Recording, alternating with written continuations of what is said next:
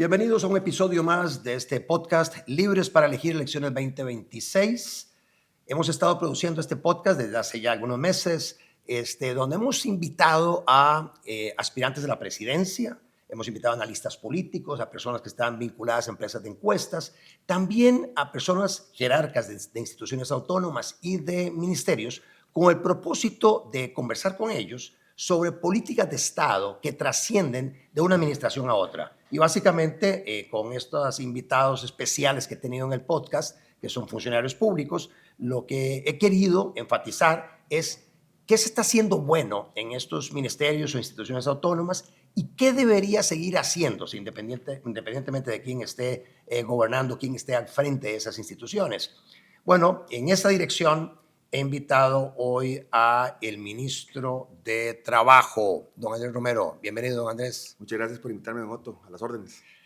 Andrés, empecemos por entender qué es el Ministerio de Trabajo. ¿Cuánta gente trabaja en el Ministerio de Trabajo y cuáles son los brazos que tiene? Porque vemos que muchos ministerios tienen un montón de órganos desconcentrados. ¿Cómo anda esa estructura del ministerio para que empecemos a conocer el animal por dentro? Bueno, un saludo a todos los compañeros, a la gente que nos ve también. El Ministerio de Trabajo tiene alrededor de 800 funcionarios.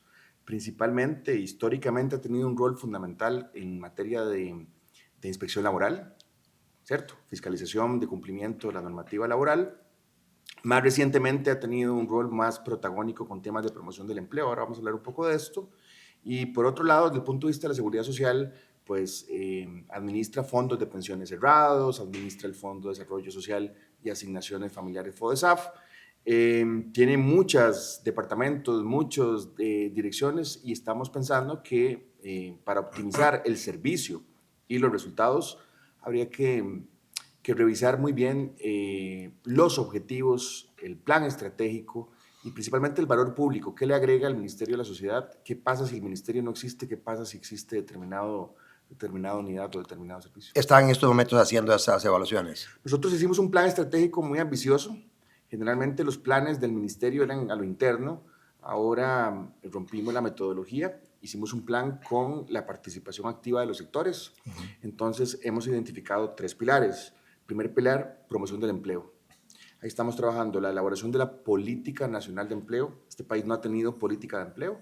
Por otro lado, hemos impulsado la estrategia de talento humano, conocida como Brete, que es formar a la gente que tiene menos oportunidades para vincularse al mundo del trabajo. Y estamos con otro punto muy importante, que es información sobre mercado laboral. Usted tiene programas donde analizan lo que ha pasado en términos de empleo, los principales indicadores, pero Costa Rica en general no tiene un análisis más prospectivo o tan prospectivo de lo que podría pasar. Y eso es fundamental para invertir en programas de empleo, para ver cómo está invirtiendo el INAH. Y otro elemento dentro del componente de empleo tiene que ver con la eficiencia de los recursos. Hay un programa para jóvenes, para mujeres, que se llama Empléate, un típico programa de transferencias monetarias condicionadas. Personas que no estudian, no trabajan, el ministerio les financia una carrera pertinente con mercado laboral, pero mide cantidad de personas, cantidad de recursos ejecutados. Nos ha ido muy bien. Ahora le cambiamos la vuelta. Ahora vamos a comenzar a medir resultados, inserción laboral, permanencia en el empleo, y en eso estamos con varios cooperantes como el BID, la misma OIT. Luego el eje de seguridad social, hemos hecho un gran esfuerzo para mejorar la inversión FODESAF.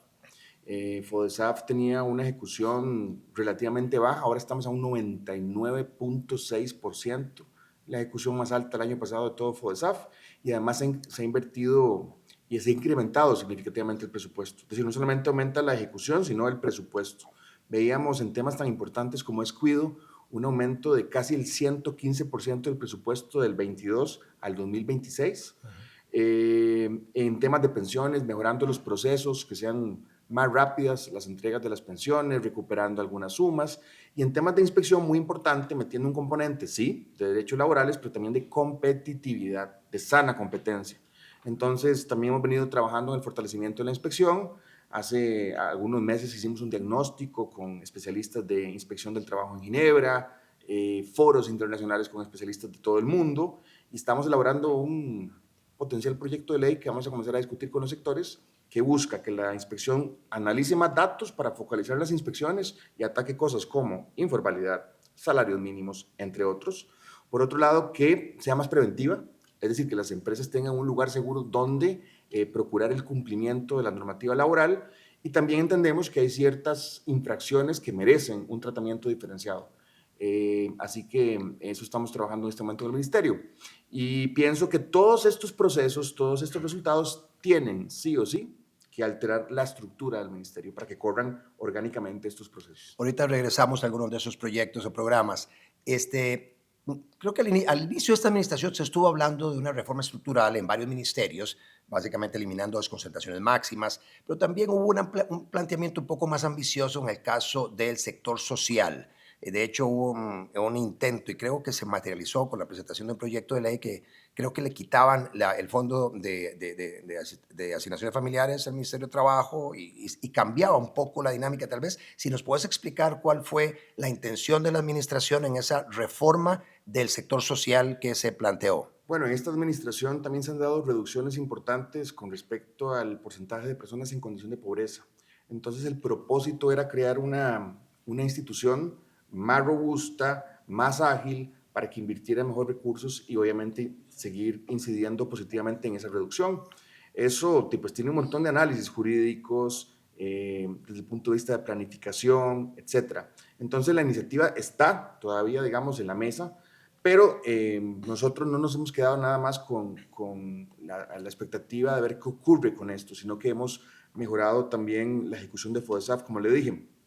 Y ya presentamos un proyecto de ley que de hecho está pronto, me imagino, a convocarse, que tiene que ver con la eficiencia de los recursos. Es decir, usted, unidad ejecutora, tiene un porcentaje de ley de FODESAF, pero si usted no ejecuta el porcentaje... Por ejemplo, bonos de vivienda. Por ejemplo, bonos de vivienda. Sí, Bambi. Bambi, por ejemplo, Sensinay. Sí, Sensinay, sí. Tiene un porcentaje de ley. Entonces, FODESAF le da ese porcentaje de ley. Pero ¿qué pasa si en el transcurso del año usted no ejecuta la plata? Se va al superávit y se deja de invertir. Entonces, generamos un proyecto que tiene que ver con una medición bimensual de su ejecución. Si usted no va ejecutando según plan, FODESAF y el Ministerio de Trabajo tienen la potestad de pedirle a usted cuentas un plan remedial. Si ese plan es razonable, continuamos. Si no es razonable, yo podría tomar recursos para distribuirlos en otras unidades ejecutoras que tienen alguna necesidad, por ejemplo, cuido. Y hemos hecho eso, hemos estado haciendo, y la otra es la calidad de los servicios. Y ese proyecto ya lo presenta, bueno, dice que pretenden que lo convoquen ahora en extraordinarias, es muy importante. Y la idea es tener esa flexibilidad en el manejo de los fondos para pasarlos de un programa a otro programa. Exacto. Que hoy es muy rígido. Y muy importante, bajo razonamiento técnico. Sí, sí, sí. ¿Verdad? Porque muchos quisieran comprometer con más porcentajes de ley el fondo. Claro, ya está el fondo muy saturado, prácticamente el 80% está designado. Así es. Entonces el margen para invertir en temas muy relevantes es poco. Sí. Entonces queremos elevar el nivel de calidad de inversión de cada una de las unidades ejecutoras, vivienda, cuido, combate a la pobreza, lo que sea, pero también la calidad. Es decir, cuando el ministerio hace un estudio de impacto, de resultados, de diseño, las unidades ejecutoras toman ese estudio y lo engavetan. Nosotros queremos que ese estudio sea vinculante para mejorar la pertinencia del programa y lograr los objetivos. Entonces, tiene esos dos elementos. Eso hemos venido haciendo al lado de lo que usted mencionaba con respecto a una potencial organización especializada en movilidad social ascendente e inclusión social. Sí, que eso es lo que en teoría vendría a ser una transformación de Limas en este ministerio. Y creo que se llevaban a CONAPAN y se llevaban algunas otras órganos que están dispersos en diferentes ministerios, o algunos con cierta independencia inclusive, y los consolidaban bajo un solo ministerio. Sí, Mideplan ha hecho un estudio, digamos, comparando algunos ministerios o países en Latinoamérica cómo funcionan. Entonces, hay dos alternativas. Una es potenciar el Ministerio de Trabajo y el apellido de Seguridad Social. Sí. Que eso implicaría lo que usted mencionaba, potenciar a nivel de estructura todo el componente de seguridad social. Sí. Porque no es solamente administrar FODESAF, sería ver temas de vivienda, ver temas de cuidado, ver temas de pobreza, entre otros. Y la otra tesis es crear una institución especializada en eso. ¿Verdad? En la parte de los programas que tienen que ver con empleo, el proyecto Brete, el tema de darle capacitación a algunas personas para que puedan insertarse en el mercado laboral, ¿es el Ministerio de Trabajo el que está directamente involucrado en ese tipo de cursos? ¿Subcontrata a alguien, lo terceriza ¿Y qué coordinación hay con el INAH? No hay demasiado, digamos, no hay duplicidad de esfuerzos entre lo que hace el Ministerio de Trabajo y lo que hace el INAH, lo que deberían hacer universidades del Estado. Bueno, hay otro tema muy importante con respecto a empleo y el rol protagónico del ministerio. Clásicamente hemos estado más metidos con temas de inspección, fiscalización. Ahora estamos Sí, eso ha sido lo clásico de toda la vida, sí. Clásico. Y en el mundo, Sí. pero en Costa Rica también. Y también el tema de empleo público, convenciones colectivas, sí. Manejo ahí de las relaciones laborales con el sector público, toda la parte etcétera. laboralista, digamos, Sí. Ministerio de Trabajo, Así es. clásico rol. Ahora nosotros en el plan estratégico y en la realidad y en la práctica tenemos un rol activo en temas de empleo. Y esta administración también ha tenido resultados muy importantes con respecto a los principales indicadores. Ustedes lo han comentado en diversos programas. Usted ve que la última encuesta de empleo trimestre número 1 arroja un desempleo del 7.5. Si usted compara con todas las encuestas y esos trimestres hasta el 2011, es la tasa más baja. Pero habían posturas de algunas personas que dicen, bueno, eso ocurre porque la gente sale del mercado laboral. Así es. Usted contrasta la tasa de desempleo con la tasa de ocupación y encuentra un incremento de 54,000 personas más trabajando y encuentra un decrecimiento de la gente fuera de la fuerza de trabajo y también ve en términos de calidad una disminución de la informalidad. Sí. Y usted ve la región y usted ve porcentajes de informalidad promedio de 46. Costa Rica tiene un desafío, ¿sí? Tiene un 37 y pico por ciento.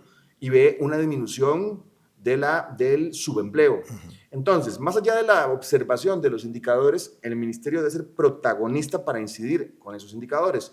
Por eso la estrategia Brete, porque hay gente fuera del mercado laboral, gente que no tiene chance de encontrar trabajo por principalmente un tema de competencias, de habilidades, destrezas, formación. Entonces, sí, está Lina, que de hecho sufrió recientemente reformas, además de la ley de formación dual, pero hay una política activa que es muy importante, que lidera el ministerio, que se llama Empléate.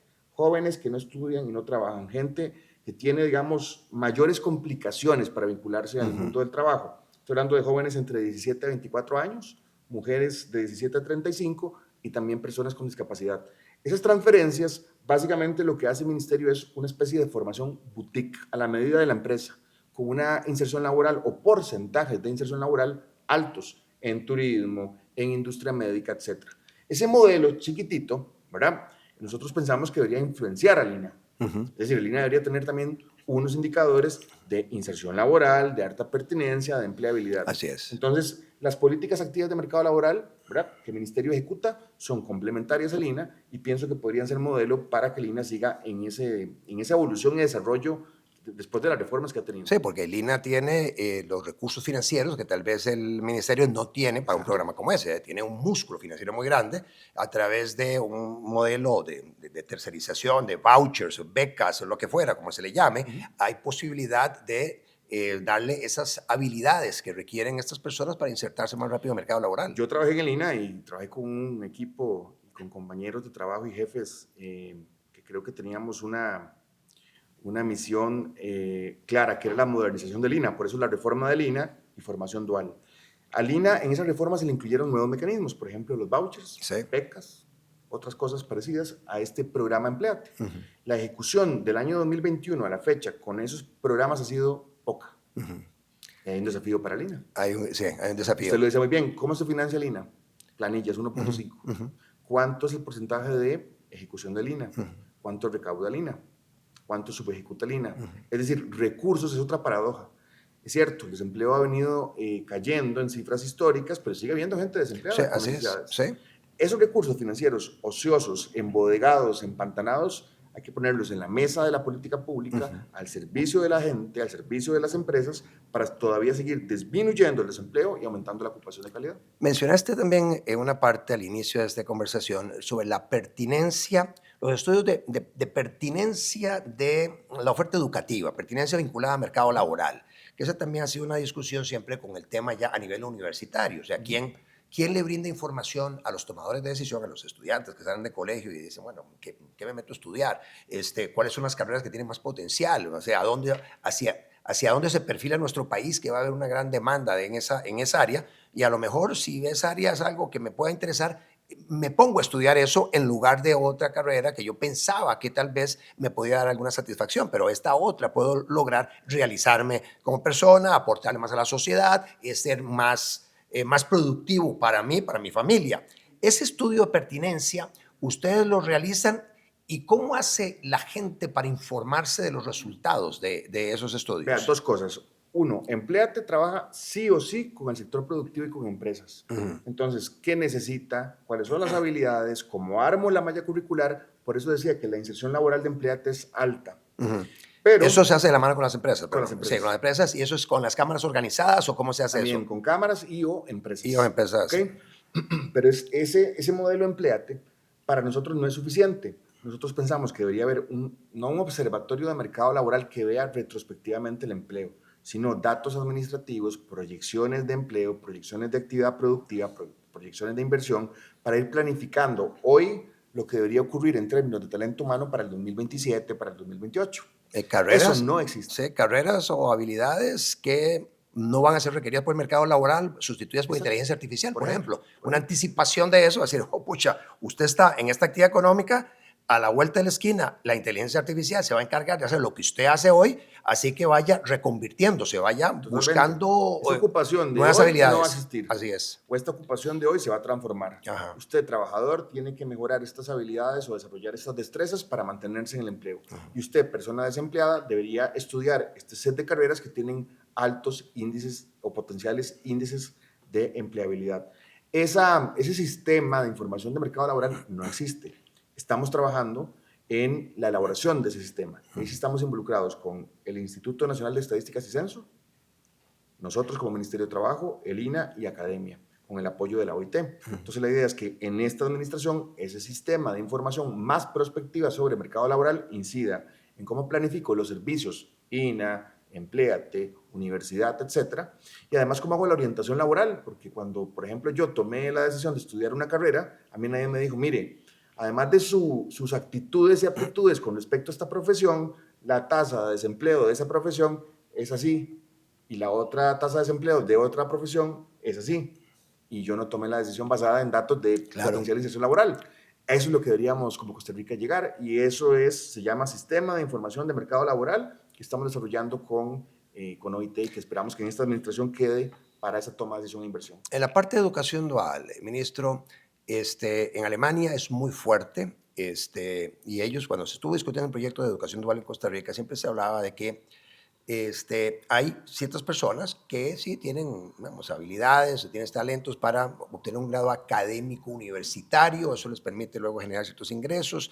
Hay otras personas que tienen ciertas habilidades operativas, que son personas que están laborando en muchísimas industrias, pero hay como una capa intermedia de una gran cantidad de oficios en una sociedad que son necesarísimos y que pueden inclusive redituar más que lo que gana un profesional, que gana una persona con un grado académico universitario. La identificación de esas áreas bien remuneradas, bien reconocidas, necesarias en una sociedad, lo tienen identificado el Ministerio de Trabajo, el INA, y cómo está el tema del proyecto, de la ejecución de este proyecto que se aprobó de educación dual para potenciar precisamente a estudiantes que puedan vincularse a una empresa, ir a hacer desarrollar sus habilidades en la empresa, llevar un poco de academia y luego entonces quedar insertados de una vez en el mercado laboral. Vea, la inserción laboral tiene también la formación dual tiene una inserción laboral de aproximadamente el 90% por arriba. Imagínate. Porque otra vez, aquí hay una relación empresa, centro de formación, llámese INA, educación pública o otro centro privado. La empresa dice, vea, yo le voy a dar estos cupos para que estos estudiantes practiquen en la empresa. Pero estos cupos prácticamente están reservados porque estas gentes van a ser potenciales trabajadores. O sea, la empresa difícilmente va a reservar cupos si no hay una demanda ocupacional. Por otro lado, las personas, justamente los jóvenes que no tienen las habilidades, es decir, las cualificaciones, pero tampoco la experiencia, gracias a la práctica adquieren la experiencia. Y también las empresas miran su desempeño, ¿verdad?, como potencial, como aprendiz, pero como potencial trabajador. Entonces crece mucho la inserción laboral. Y una empresa no le va a dar cupos a un centro de formación si no tiene nada que ver con su desarrollo, su actividad productiva. Entonces deberíamos seguir apostando más por dual. 2019 se generó una ley al respecto. Y ahora acabamos de presentar también, con apoyo de otros diputados, un proyecto que lo que dice lo siguiente, vean, como esto es tan importante y sabemos que para la empresa, además del aporte que ya le hacen al INA, tienen que pagar al fondo dual alrededor de 126,000 pesos por mes por estudiante. ¿Por qué no usamos los recursos del superávit del INA para eximir a las empresas de ese pago mientras el INA estabilice su ejecución presupuestaria? Eso estimularía mucho la formación dual, la inserción laboral y la productividad de las empresas. Entonces es un tema súper importante. Y usted lo dijo, en Alemania hay puestos técnicos que tienen mejor salario que un profesional. Sí. Jornadas 4.3, ministro, llevamos ya toda la vida discutiendo eso. El proyecto fue aprobado, se regresó por razones de forma, se está discutiendo otra vez en la Asamblea Legislativa. ¿Cuál es la posición del Ministerio de Trabajo sobre jornadas 4.3? ¿Qué otras jornadas existen en Costa Rica? Un poquito para que le abramos la mente a los costarricenses en relación con esta, que es una jornada opcional, adicional, que se le incorporaría al Código de Trabajo. Nuevamente, nosotros con el tema de las jornadas, técnicamente, financieramente, jurídicamente, hemos hecho un análisis y hemos formalmente transmitido la posición a la Asamblea, que ha sido positiva, es decir, estamos de acuerdo con la implementación de las jornadas con ciertas características, pero recordar que el proyecto de jornadas excepcionales, subrayo, ampliadas, parte de convenio número 1 de la OIT, 1919, que habla de las jornadas, pero también habla de la excepcionalidad para ciertas industrias. Código de Trabajo, Constitución también dejan en su cuerpo normativo esta posibilidad. Y básicamente lo que el Ministerio viene diciendo con respecto a jornadas es que un proyecto de este tipo da seguridad jurídica a las partes. A una empresa, cómo aplicar las jornadas, cuándo no se pueden aplicar ese tipo de jornadas, y para las personas trabajadoras, las garantías con respecto a esas jornadas. Hay elementos súper importantes en materia de salud ocupacional. De hecho, están creando nuevas funciones y responsabilidades para salud ocupacional desde el punto de vista preventivo. Es decir, las solicitudes que una empresa le plantea al ministerio para que le autorice una jornada tiene, sí o sí, que contener elementos de salud ocupacional. Pero no basta solo con eso, sino en el ejercicio eventual de la instalación de las jornadas, las oficinas de las empresas de salud ocupacional tienen que hacer estudios periódicos y reportes al ministerio sobre la condición de los trabajadores. Tema de horas. Nunca se ha hablado de más de 48 horas a la semana. Sí. Tiempos de descanso. Hay mínimos establecidos. Desde el punto de vista de la voluntariedad, inclusive se habla dentro del proyecto de la necesidad de conservar jornadas ordinarias para aquellas personas trabajadoras que en el proceso de cambio de jornada ordinaria a jornada extraordinaria, si se le presenta alguna situación, pueda retomar a su jornada ordinaria. Pero ya sabemos que desde el punto de vista de competitividad país, tenemos que buscar que ser competitivos, más productivos. Sí es cierto que básicamente todas las cámaras se han dicho, miren, esto es necesario para dos cosas: mantener el empleo, desarrollar el empleo y atraer más inversión. Nuevamente, si estamos hablando de tenemos que seguir la ruta de bajar el desempleo, crecer en la ocupación, esto vuelve al país más competitivo y estamos compitiendo con Panamá, Colombia, México, entre otros. Entonces, aquí hay temas de seguridad jurídica para las empresas, garantías laborales para los trabajadores, aspectos de salud ocupacional y obviamente un rol del ministerio más activo.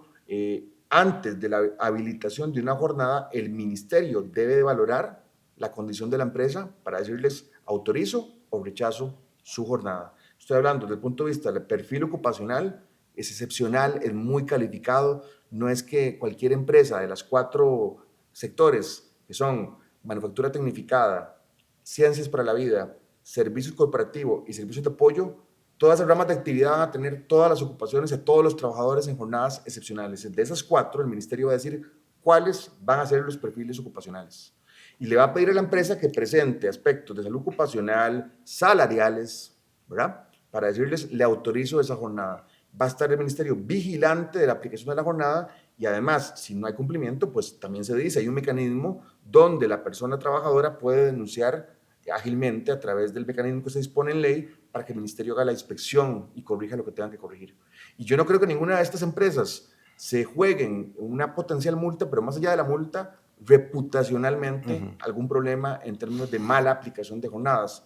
Entonces creo que sí, ha pasado mucho tiempo, es necesario discutirlo, entiendo que no es sencillo la discusión, pero me parece que ha habido suficiente tiempo para discutir, para analizar, para consultar. Y otro elemento desde el punto de vista salario, lo he estado viendo con el Departamento de Salarios del Ministerio, las diferencias entre una persona que hoy en día trabaja jornada ordinaria, recibe extras, versus una persona que trabajaría jornadas ampliadas. Salarialmente hay un incremento interesante a nivel anual para las personas ya sea no calificadas, especializadas. Entonces ahí creemos que hay seguridad jurídica y desde el punto de vista salario también hay elementos que favorecen a los trabajadores. Sí, yo incluso en esa discusión que se ha estado dando, metí un par de jornadas para ejemplificarle a estos diputados que se oponen, algunos sectores sociales que se oponen, un par de jornadas que existen en el sector público, por lo menos, no sé si tienen, por lo menos en la fuerza pública creo que sí tienen sustento legal, que son las 6 horas, los 6 días de 12 horas consecutivas de trabajo y 6 días de descanso consecutivos. Esa sí tiene sustento legal. La otra que no tiene sustento legal, pero es una práctica de toda la vida en la seguridad social,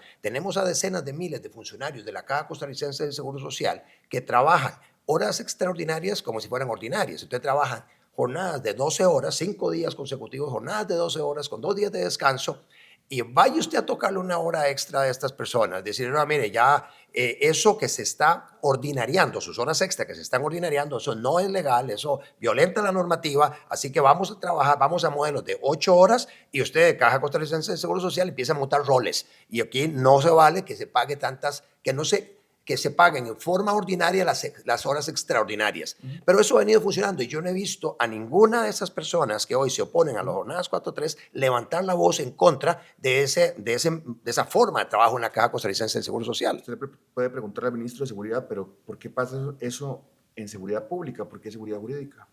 ¿Por qué hay seguridad jurídica? Porque hay una norma que lo regula. Y eso es lo que se pretende justamente con jornadas excepcionales. Con tema de la caja, no hay una norma explícita, ¿cierto? Hay algunas interpretaciones jurídicas que hemos hecho a nivel de inspección, pero lo que busca el proyecto nuevamente es regularizar, es darle claridad a las partes, insisto, persona trabajadora.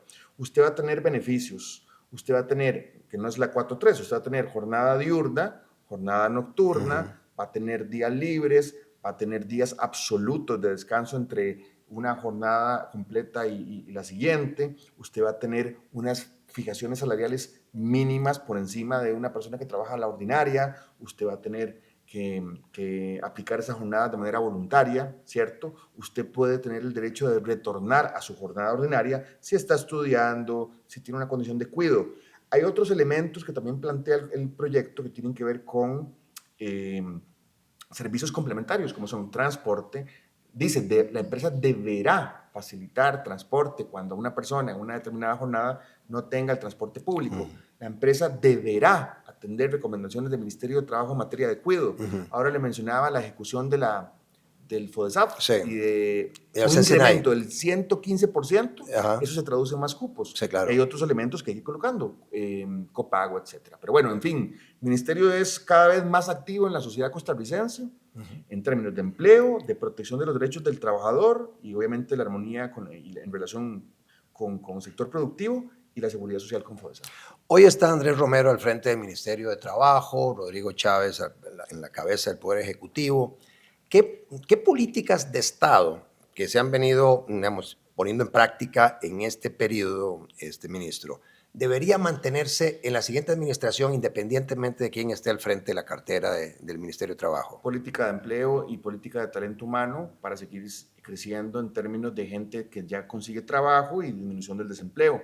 Fortalecimiento de la inspección para que las empresas tengan también chance de competir en igualdad de condiciones, para que las personas trabajadoras tengan cumplimiento de la normativa laboral y seguir trabajando con el tema de FODESAF, ¿verdad? De ser más, optimizar más esa inversión e incidir mejor en la pobreza y en la movilidad social ascendente. Se ha hablado, ya para ir terminando, se ha hablado de que una de las razones por las cuales hay tanta informalidad en Costa Rica tiene que ver con las altas cargas sociales. De hecho, muchas personas desde hace rato vienen hablando de quitarle, digamos, el peso de la planilla, lo que es el pago que se hace en la planilla a todo aquello que no sea el seguro de enfermedad y maternidad y a invalidez, vejez y muerte, y trasladar esos pagos que hacen los patronos y la parte que corresponde al trabajador, pasarlo al presupuesto nacional. ¿En el Ministerio de Trabajo han estudiado algo sobre eso? ¿Tienen Bueno, alguna posición esas sobre eso? recomendaciones tienen pros y contras, porque recordar que por planilla se financian INA, Así es, sí. financia FODESAF, ¿cierto? Así Entonces es. no es tan fácil como decir, Y el IMAS, bajemos sí, las así cargas, es. ¿cierto? Y el IMAS, Sí. bajemos las cargas y asuma Eh, el gobierno central el presupuesto del INA, de FODESAF, y Sí, etcétera, sí. ¿cierto?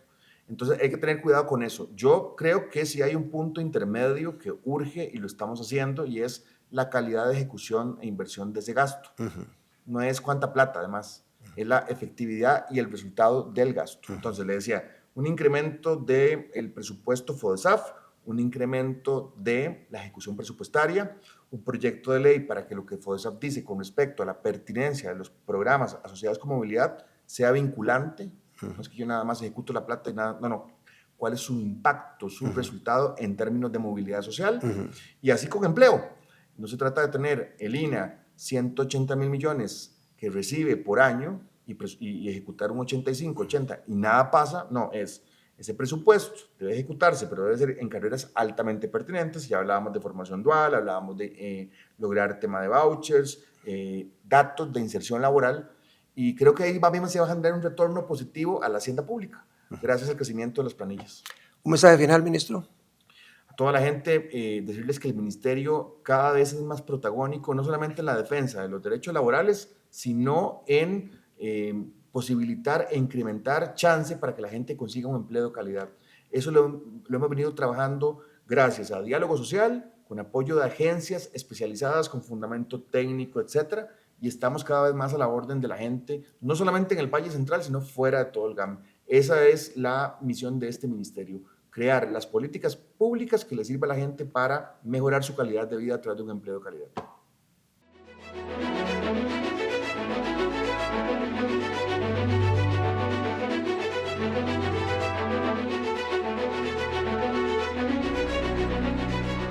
Podcast con Otto Guevara.